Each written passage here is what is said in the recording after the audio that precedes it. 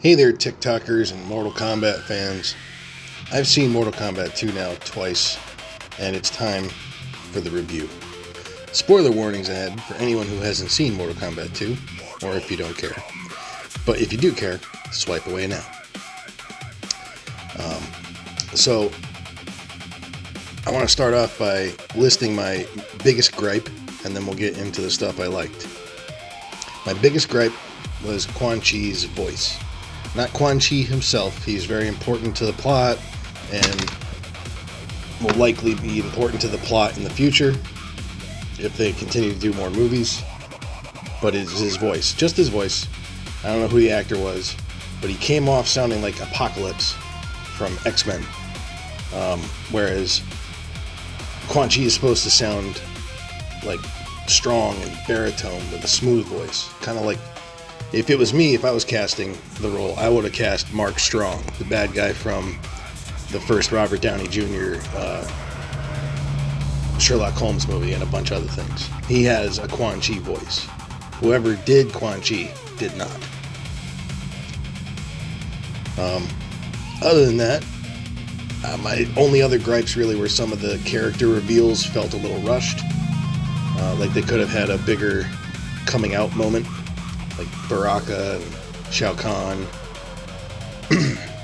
Although I thought Johnny Cage's intro being a fake scene from one of his in-universe movies was pretty awesome. It's just a shame that they didn't have him say "Let's Dance" as a callback to the 1995 movie. So, another small gripe is Shang Tsung. He still hasn't gotten his hands dirty. He's scheming, he's doing villain things, but he's not really fighting yet. He got into a little tussle with Johnny Cage, but he didn't even steal a soul in this movie. At least not that I saw. Well, yeah, no, I'm thinking of a deleted scene from the first one. Yeah, never mind. I don't think he stole any souls in the theatrical cut of Mortal Kombat 2. So that's like his whole thing. So, like, what's the deal? I thought Noob Saibot was amazing, or at least visually and in the short time he was on screen. However, I didn't like his quick, rushed resurrection and the really lame, flat, "I am reborn" line that he says once he's like upright and walking around.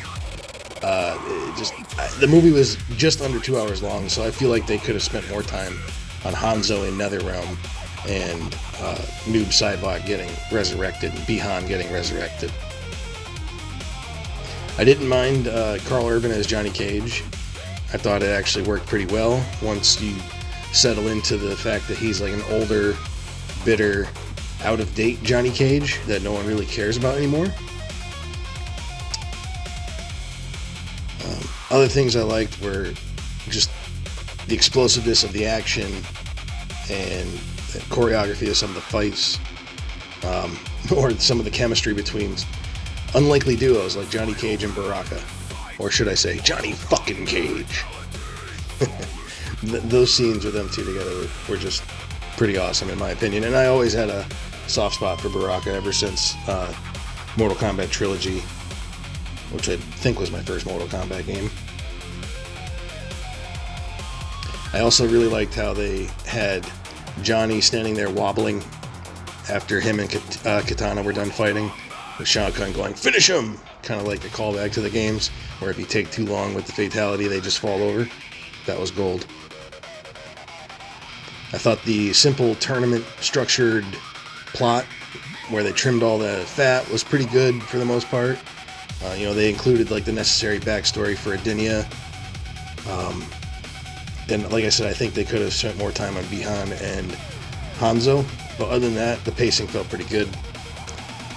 Johnny finally unlocking his Arcana at the end of the movie was like the pure fan service moment.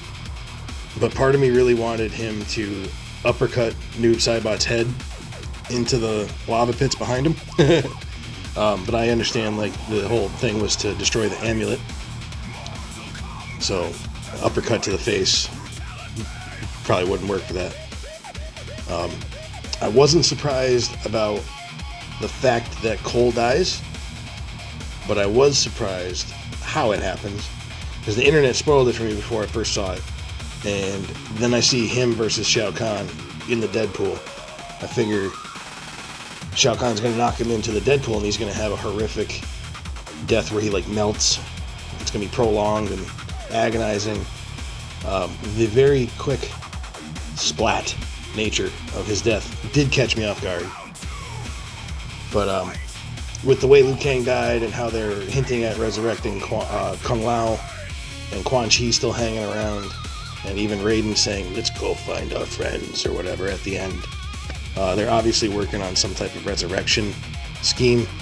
So I feel like characters like Cole and Jax, Liu Kang, they'll definitely be back at some point, or at least most of them. Kung Lao too.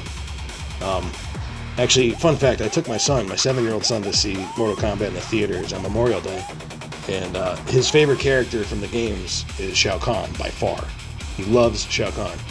But when Shao Kahn kills Jax in the movie, my son actually started crying. I had to kind of console him a little bit. And he doesn't even really care about Jax, but I think that just speaks to the gravity of the moment, where even though it's a movie about video games where people die, an unexpected hero death can still catch you off guard.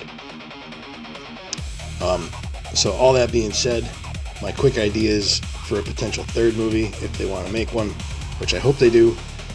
So they destroyed Shinnok's amulet at the end of the second movie, right? So somehow Shinnok becomes the big bad guy of the third movie.